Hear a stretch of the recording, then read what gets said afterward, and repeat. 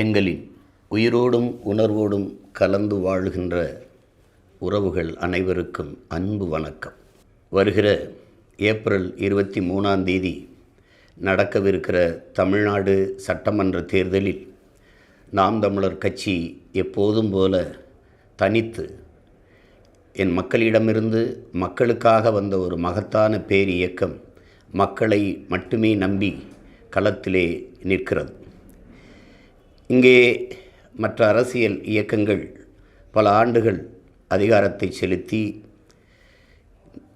நிறைய பணங்களை சேமித்து பதுக்கி ஒதுக்கி வைத்திருக்கிற இயக்கங்கள் மறுபடி அந்த பணத்தை முதலீடு செய்து அதிகாரத்தை தக்க வைக்க போராடும். ஒவ்வொரு தொகுதிக்கும் 30 கோடி 40 கோடி 25 கோடி என்று முதலீடு செய்து அந்த தொகுதிகளை வாங்க பார்க்கும்.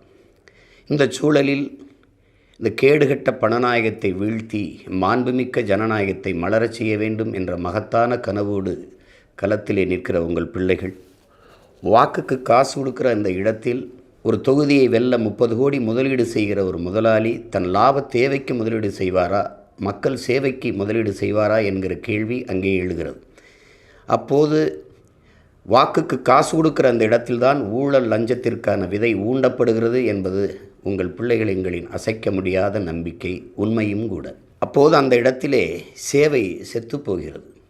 இப்போது இதை மாற்ற வேண்டும் என்று ஒரு பெருங்கனவோடு தொடர்ந்து களத்திலே நின்று போராடி வருகிறோம் உங்கள் பிள்ளைகள். 30 கோடி முதலீடு செய்கிற ஒரு வேட்பாளருக்கு இடையில் போட்டியிடுகிற நாங்கள் அந்த வட்டி காசை கூட செலவு பண்ண முடியாத நிலையில் நின்று கொண்டிருக்கிறோம்.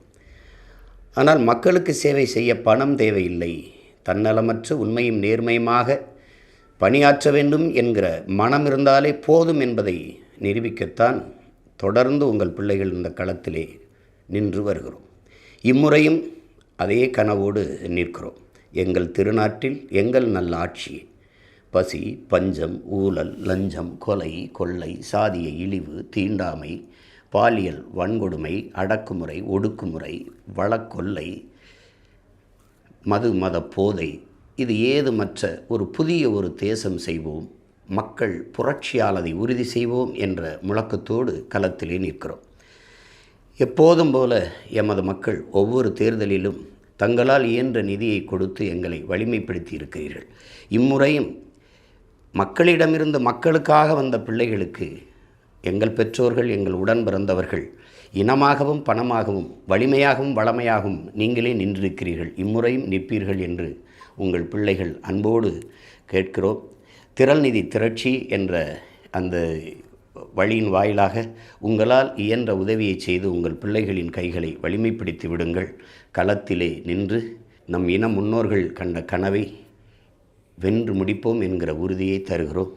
நாம் தமிழர், தமிழ்தாய் வாழ்க, தலைவர் பிரபாகரன் வாழ்க, புரட்சி எப்போதும் வெல்லும், நம் வெற்றி அதை சொல்லும், நம் இலக்கு ஒன்றுதான், இனத்தின் விடுதலை, இனம் ஒன்றாவோம், இலக்கை வென்றாவோம்.